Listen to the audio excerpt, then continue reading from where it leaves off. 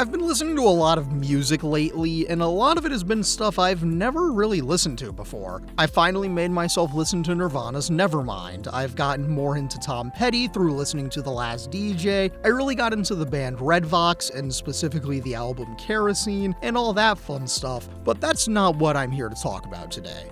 Today, we're here to talk about the greatest band you've never heard of, a band so obscure you won't find any of their stuff online, a band so truly amazing it makes me wish YouTube's copyright system wasn't as deeply screwed up as it is, so I could play any of it. Instead, you're just gonna have to trust me because I want to tell you about one of my favorite bands and some of their amazing albums. This is Gas Station Boner Pills. GSBP is a three-piece indie rock band from the blessed state of Wisconsin, and stylistically they're in the vein of The Cure circa Disintegration, so they do have a lot of this ethereal sound with fairly melancholic lyrics, and it's the best shit you've ever heard. They've got a few albums that I really want to talk about, so let's just get into it. Gas Station Boner Pills' debut album is The Liquid Dew of Youth, which tackles a lot of really personal issues from those within the band, while also having some more fun songs thrown in to demonstrate their range. For example, one of my favorite tracks on the album is Glorious Hole, and it's a really introspective track about the drummer's previous heroin addiction and the toll that it took on him, or the absolute classic Monochrome Polychrome, which is about the lead singer grappling with his identity as a bisexual man in a ballad written towards himself when he was younger. There's 11 tracks on this album, and I promise not all of them are as heavy as the two I just mentioned.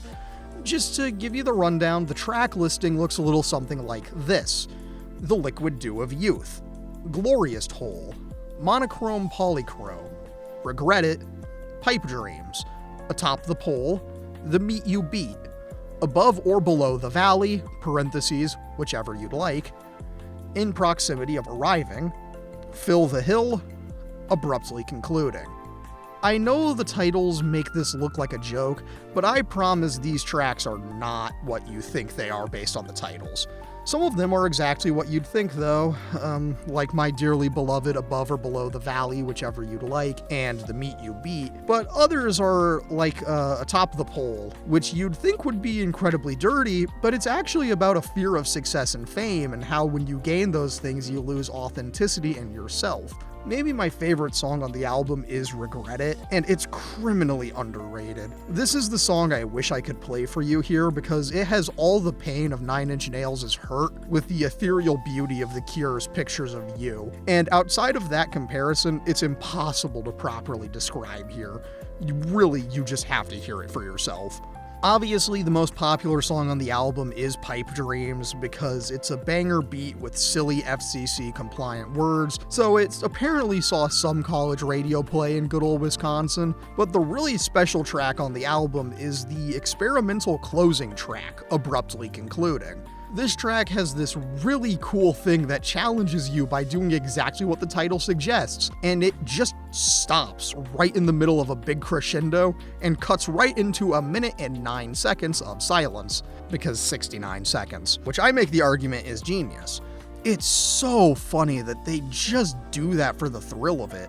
The lead singer has been asked about why the band chose to end the album this way, and they never give the same response twice. Once they said it was done to mess with the listener, tricking them into thinking their speakers are broken. Another time they said, quote, "It's a song about splooging out all of your creative ideas and having nothing left in the tank to give a satisfying ending." But I personally believe that it was just a move to justify the title because it makes for a pretty solid double entendre when viewed in the context of the previous song titles. Liquid Dew of Youth did alright in terms of sales, but the band remained pretty obscure, so following Liquid Dew of Youth, GSBP set out to make their second album be their Nevermind, the big commercial hit that really put them on the map. And that album was Video Nasty's Stuck in the Player, which turned out to be a larger success than Liquid Dew, and a lot of the tracks are live show staples, but it didn't really hit the same. It's the standard affair, all things considered, 12 tracks, witty titles, all those things and themes you've come to know and love. So what are these tracks? Glad you asked, so here's the list. Video Nasties, Spleen for Sale, Hemorrhoid Droid, Macro Penis, Scarcity of Spectrum, My Money's on Corporate, Whackin' in the Toolshed, Girth of Hearth, Trees at 93 miles an hour, The Wrong Side of Nowhere, Busted Heart, Broken Nut, and Stuck in the Player. So, how do I feel about this album? I like it. It's a staple of their discography for a reason, and I appreciate it a lot, but it's not my favorite of their work. Don't get me wrong, I adore the opening and closing track, Video Nasty's Stuck in the Player, because when it's performed all together, it's incredible, but this album suffers the same fate that Nevermind inevitably did, which is you've heard it so much that it kinda loses all the charm. This is their most radio-friendly album, and as such, you've heard most of it on the radio before, with one of the very few you don't is really ironic, because it's Scarcity of Spectrum. For those of you who haven't taken a media studies class, scarcity of spectrum is a concept that explains why radio and broadcast television are so widely and heavily regulated. And it's because airwaves are a scarce resource, at least in a nutshell, that's the concept. The song is all about the radio, funnily enough, and it's always my favorite thing that on air they get called gas station bone pills since you can't say their name on air due to obscenity laws. Scarcity is all about that and other things, and it has a pretty big Tom Petty vibe, particularly The Last DJ, which is one of my favorite songs of his.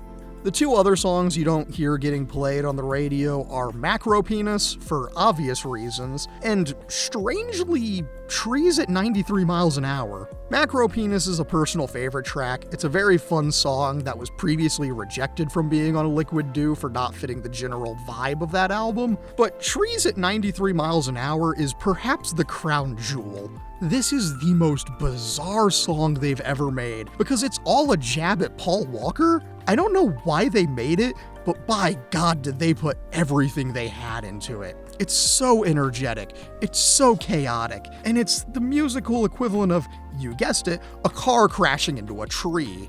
Kinda like Nine Inch Nails' Mr. Self-Destruct. It's pure chaos, it's stupid, but by God do I love it. Anyways, for other songs on the album, I really like Hemorrhoid Droid for its 2112 style sound. Whackin' in the Toolshed is GSBP's version of Jenny Was a Friend of Mine by The Killers, and like Glorious Toll, the title is a complete misdirect. As much as I'd love to keep going, giving you more incredibly obscure recommendations, a third album isn't out yet. I wish I had anything other than some leaks and the very few announcements the band has made, but from what I can tell you is that it's gonna be an acoustic album, and I'm very intrigued by it. I wish I had a title or anything to give you, but all I know is it's gonna be an acoustic, and I think it's gonna be great. Anyway, in terms of ratings, The Liquid Dew of Youth is a 9 out of 10. It's such a wonderfully absurd debut album that it goes into a truly special place that you really have to hear to believe.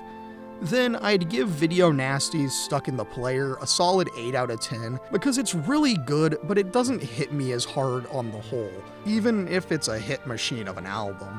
Seriously, they set out to make their second album be their Nevermind, and boy, they sure did succeed in that regard. I know it's incredibly hard to find these guys, but you gotta try, because you have no idea what you're missing out on. Anyways, my name is A Lig of Glazed Ham, and thank you so much for watching. It always means a lot, especially when it's a weirder short video like this one. Yeah, it's really hard to talk about music, but by God, I will keep trying.